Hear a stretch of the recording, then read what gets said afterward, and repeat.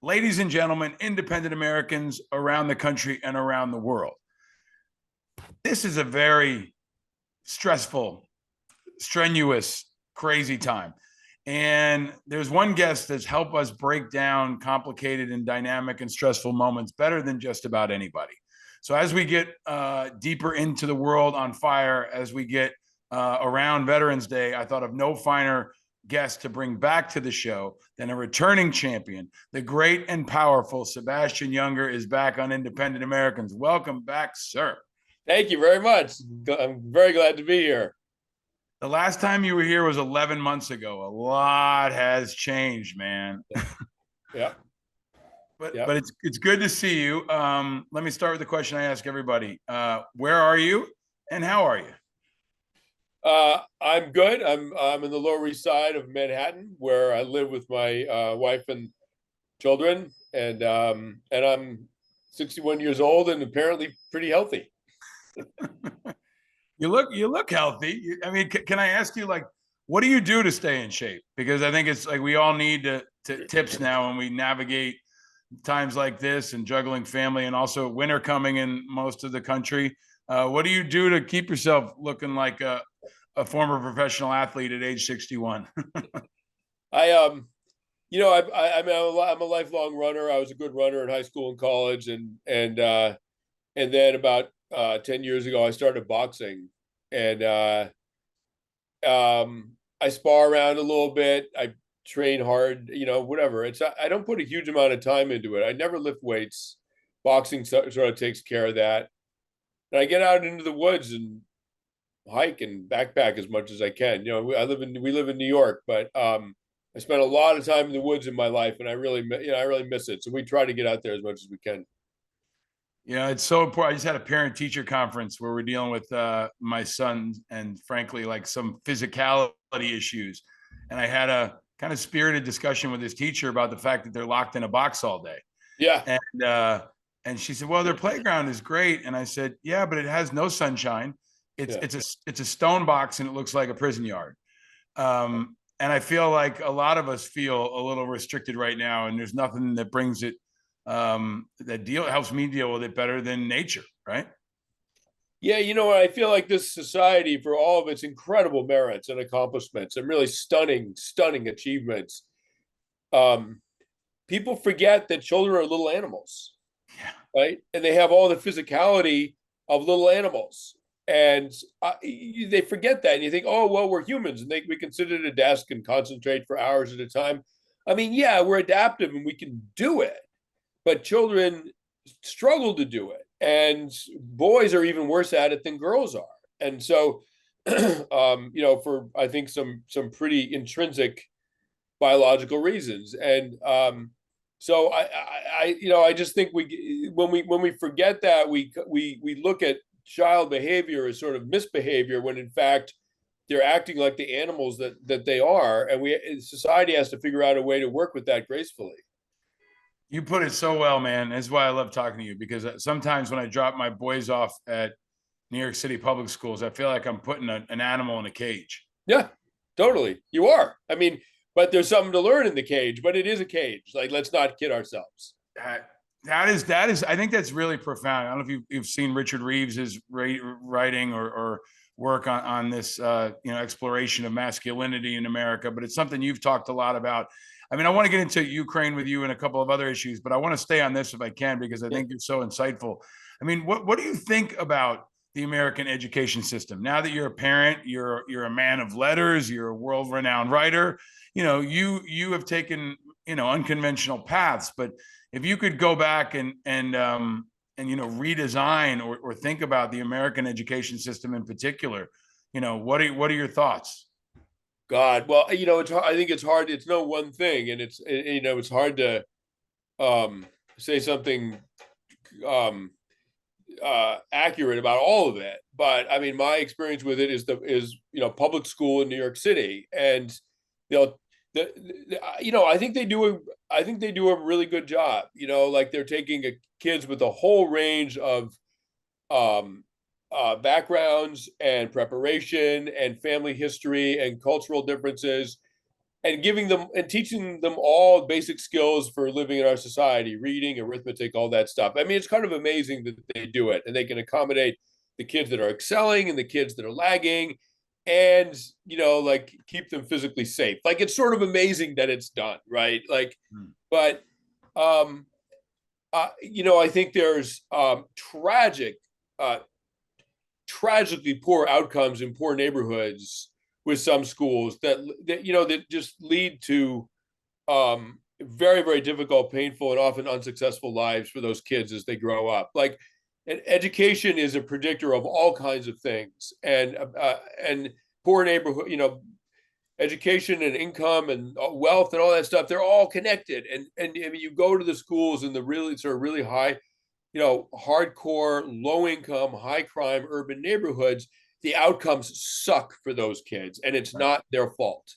I mean, eventually it's their responsibility as they grow up and they're adults and they're making their own choices. But if you look at that through the sort of prism of income inequality, what goes on. I mean, this is quite a fair country, and it's a wealthy country, and it's a democratic country. It's all good things. But when you look at the actual economic and cultural circumstances in really poor areas, rural areas and inner city, it's totally outrageous, totally unacceptable that exists in a democracy where there are people, many, many people with billions, tens of billions of dollars. Like, give me a freaking break, right? Like, that's not what the democracy is supposed to produce. This is why I love talking to you, because we're getting into all of it. And I think I've talked to my wife and I've thought about this and talked about it on the show. I do think like there's kind of a crisis of pathways for many men in particular in this country, right? It's the rise of extremism. It's function of our politics. It's the suicide rate. It's a lot of other outcomes. And I think it starts so early with how boys grow up in public education. And I can see it in my son, where if he doesn't, if he's not on the track, he's a problem. And then he feels like it's all coming down on him and he fights it. And then that just sets the path for his whole life. Right. And I remember being that kid in public school. If I didn't have football as a productive physical outlet with structure, and I think really importantly with male role models, when I walk around my kids' public schools, it's hard to find any men. Like, very few of them, and they're usually in janitorial roles, or they're in administrative roles, or they're the gym teacher, right? So I really think this is a crisis within the country that's under reported and just not getting enough focus. And I think Biden, as a really old guy, is probably well intentioned, but doesn't even seem to get it because he's so far away from it. Let me ask you to kind of build on that democracy piece, Sebastian. Every time I talk to you, I want to get a health check on our democracy. It feels like the country's on fire. We know all the problems, but what's your take? Where is the country right now? And what's your health assessment of where we are as a nation?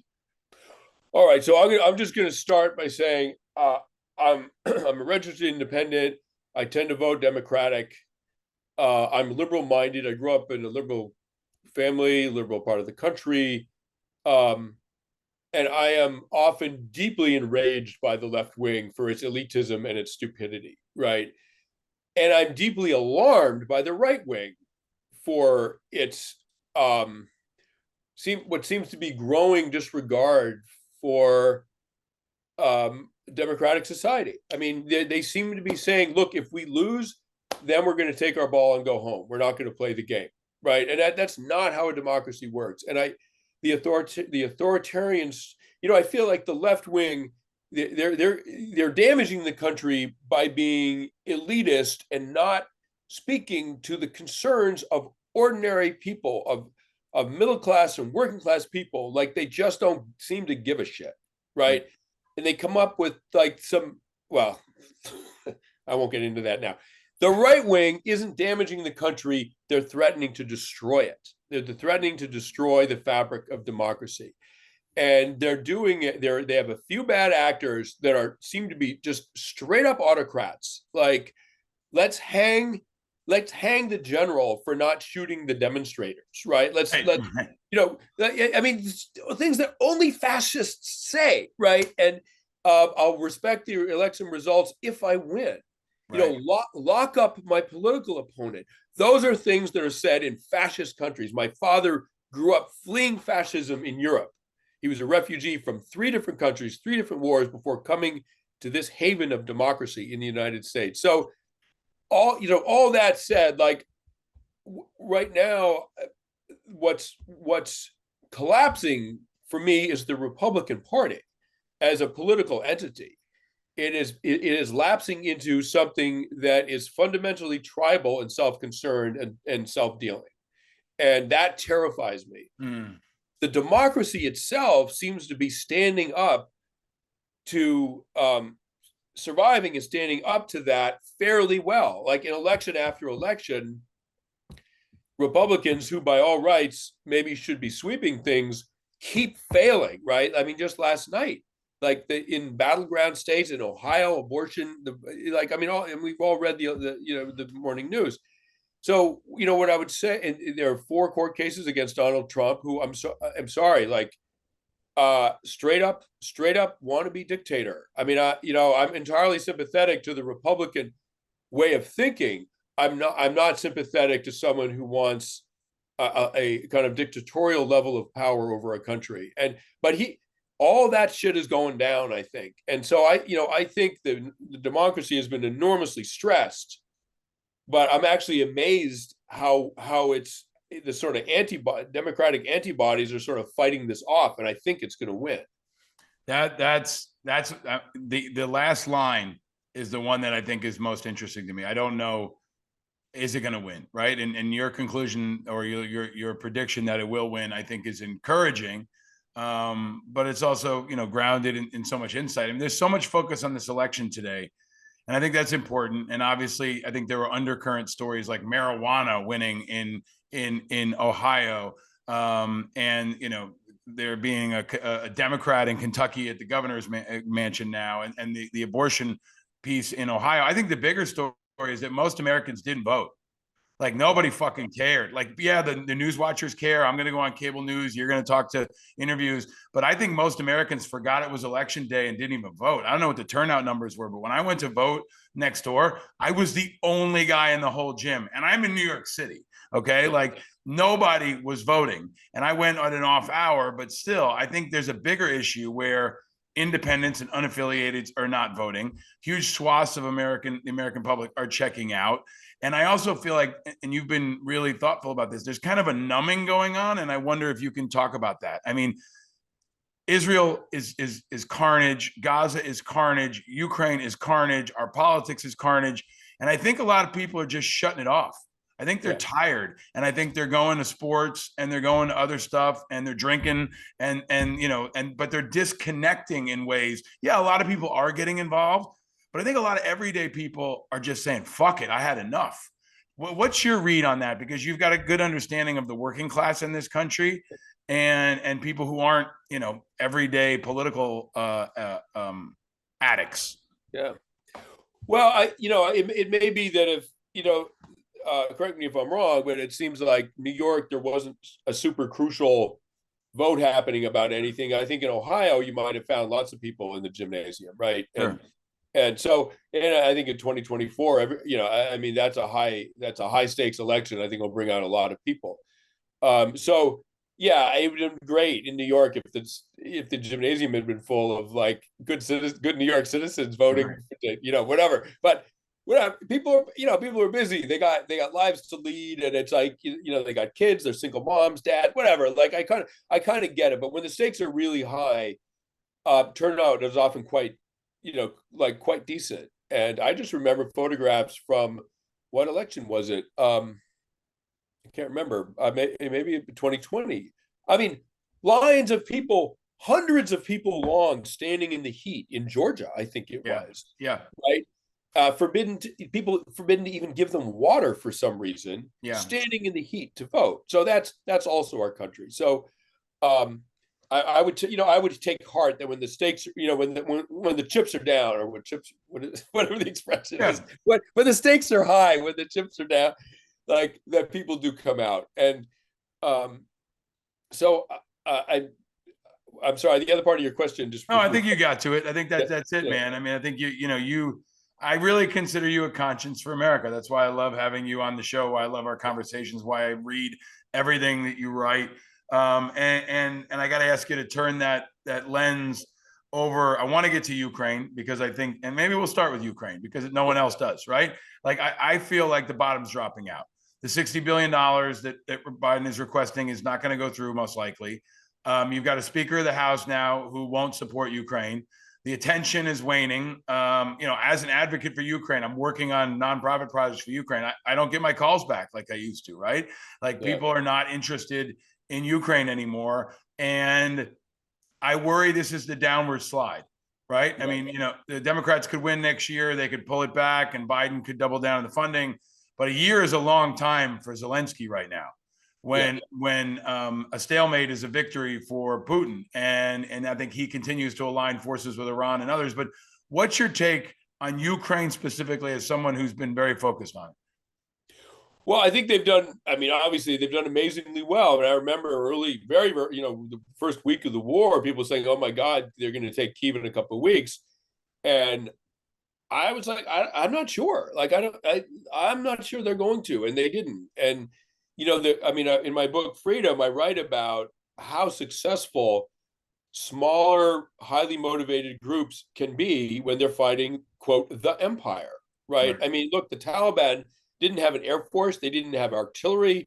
Yeah, some of them didn't even have boots. And 20 years later, who's running the country? Not us, the Taliban, right? And the same thing happened with the Russians. And so the Montenegrins drove the Ottoman Empire out of Montenegro over and over again. And they were outnumbered 12-1 at times. So, what I would say is that, yeah, it's too bad that they didn't have the machinery, the technology to sort of crack the Russian lines once and for all a year ago or in the last summer. And of course, the longer this goes on, the more people die. There were reports that the Russians are losing 800 or 900 men a day. I don't know if that's accurate, but it's ghastly for both sides. But if the Russians are having trouble even maintaining their front lines with sort of massive machinery of war, right? Imagine how much difficulty they'll have actually occupying the country when Sure. artillery doesn't work, and you can't bomb the country you're occupying because you're there to run the society. It doesn't work, right? Even if they manage to eventually turn the tide and take Kyiv, they don't have nearly the manpower, the resources, or the motivation to actually run a country of 40 million people that doesn't want to be run by someone else. It's not happening. So, I mean, 20 years from now, is Ukraine going to be Russia? I don't think so. Right. Mm. But a lot of people, if that's the outcome, the long-term outcome, a lot of people are going to die in the interim, which is horrible. And if Russians run that society, they're going to be torturing people in basements and blah, blah, blah. It's unthinkable, right? But I think in the long, long run, it's hard to imagine that Russia is going to pull this off. I love optimistic Sebastian. I mean, this is like, I don't know if I get this one every time, but I like optimistic Sebastian. And I think we need it right now because I think, the Ukrainians have been absolutely incredible and inspiring and heroic. The problem I have is with the Americans right now, who seem to be, again, tired and distracted and Yeah. losing backbone for an ally at a critical time. But I want to shift over to Gaza and Israel and get your take there, Sebastian, because you've been to all these parts of the world. You understand conflict. You understand the kind of true nature of people. Is Israel setting themselves up to repeat the mistake of trying to occupy Gaza and facing a much more complicated fight than they expected? Yeah, before I get to that, let me just say one quick thing about Ukraine that I forgot to mention. I think people often wait to see if America, the sort of big brother in the playground, will sort of step in and take care of business. Yeah. And if we don't, and I think this is where the Republicans sometimes have a decent point. I mean, I hope we fund the Ukrainian effort, right? I mean, exactly like you. But I think the reality is, if we don't, France, England, Germany, Poland, Latvia, they're all going to look at each other and go, "Oh shit, we better step in," because we are actually right. we're actually on the front line of this. The Americans aren't. So anyway, just to say that it's Yeah. a possible outcome, and All right. it's a moderately decent point by the Republicans. So, Yeah. but so on to Israel. I mean, I've only been there once, and I've never covered that conflict. And everything I'm going to say is coming from reading, the basically the New York Times in the morning, right? And so, um, it seems like, I mean, going sort of riffing off what I said before, a highly motivated insurgency is very, very hard to squash, and um, it's possible that you, I think generals probably don't want to do what that they know the enemy is hoping they'll do, right? Mm-hmm. So what are the Israeli generals? What do they think Hamas wants them to do? I'm guessing Hamas wants them to come into Gaza. Big time, kill a lot Yeah. of people, Yeah. blow up a lot of stuff. Like, I'm guessing that Hamas wants this. So I would ask the Israeli military, and this is no comment on their right to defend themselves after an outrageous attack, blah, blah, blah. Like, I have no comment on that. I'm just like, it's purely tactically, like, if your enemy wants you to do something, why are you doing it?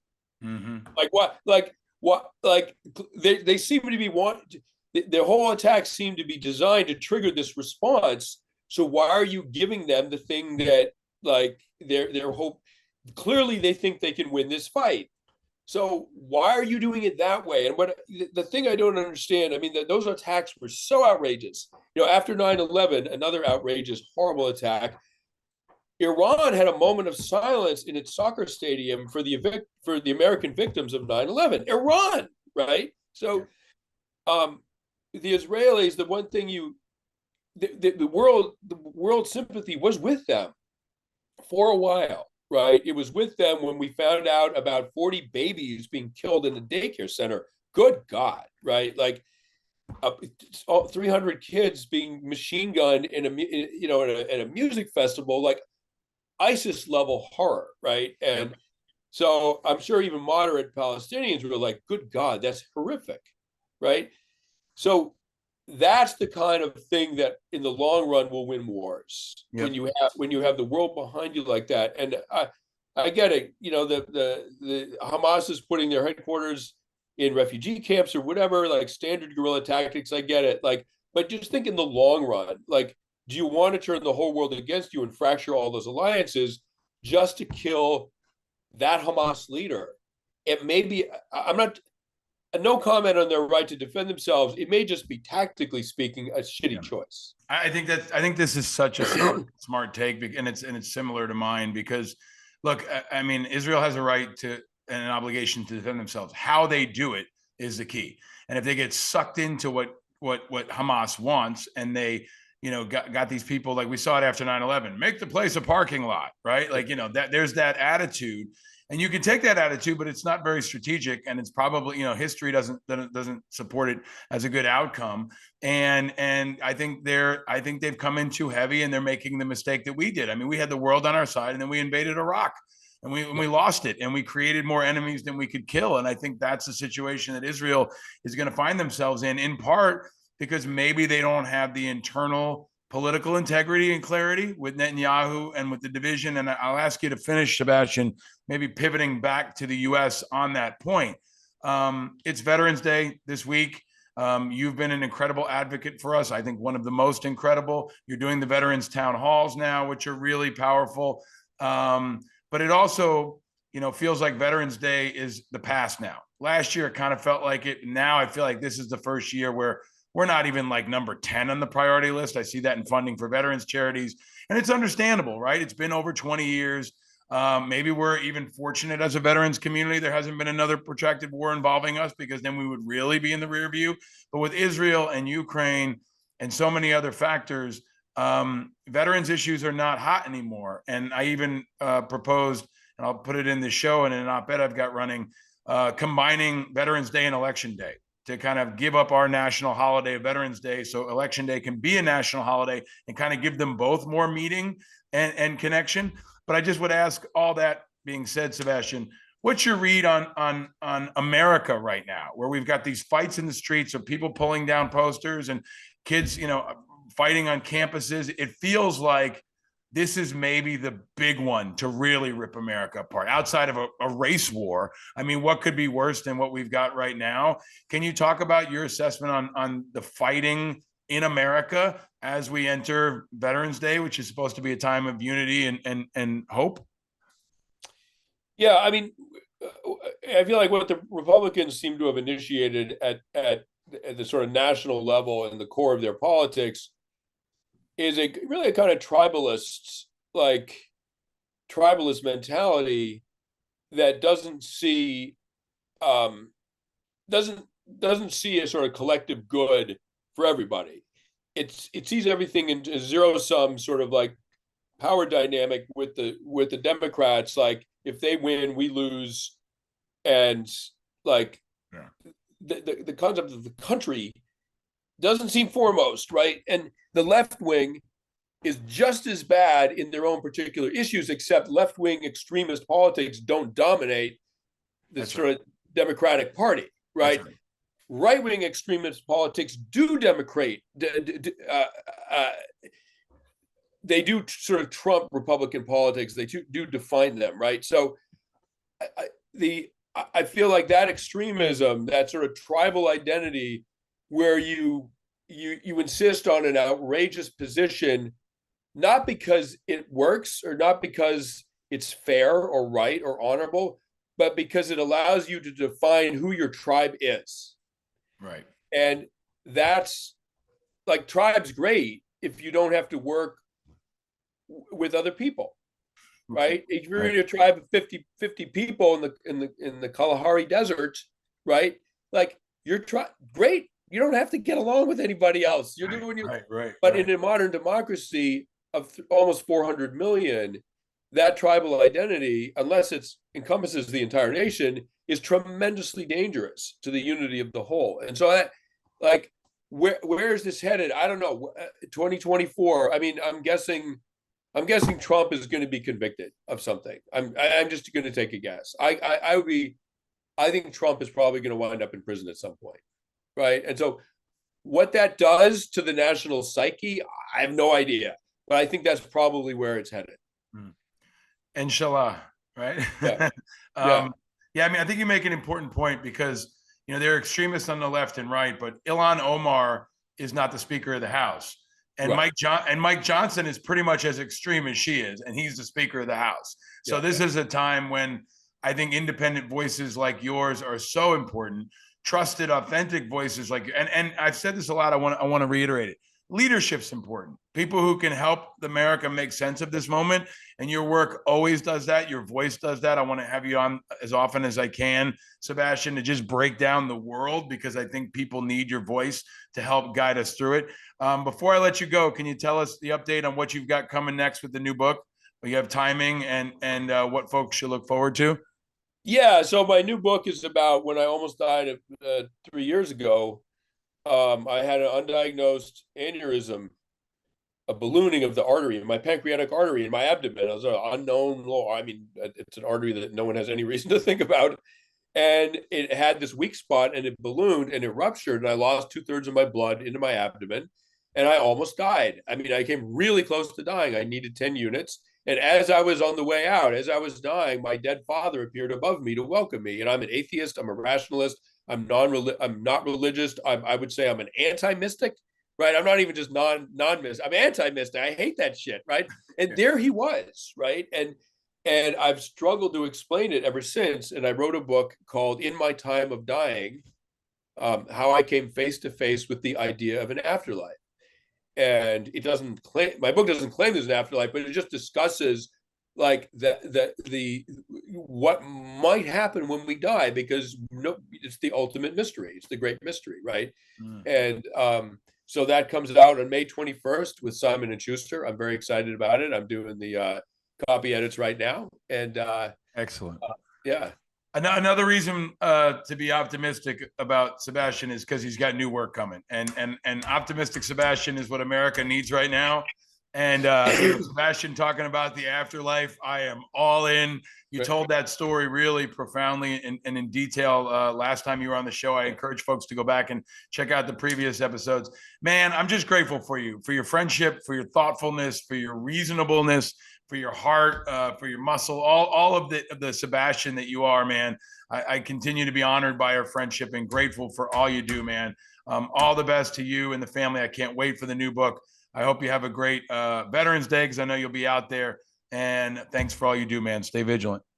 Thank you. Really pleasure talking to you as always.